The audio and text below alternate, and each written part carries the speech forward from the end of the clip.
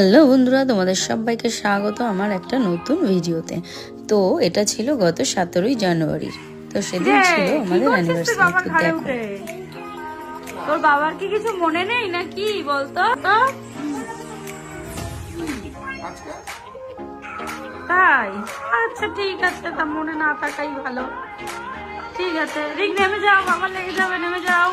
তো এইসব নাটক চলার পর তো তারপরে দেখা গেল আসলে সারপ্রাইজটা।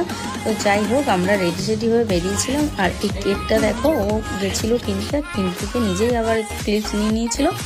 তো সেটা আমি পরে অ্যাড করেছি। তো এই দেখো, স্টেশনে এসে হঠাৎ করে দিদিভাইদের সাথে দেখা হয়ে গেছে। দিদিভাই আর তিতলি যাচ্ছিল কৃষ্ণনগর, আর আমরাও যাচ্ছিলাম কৃষ্ণনগরে।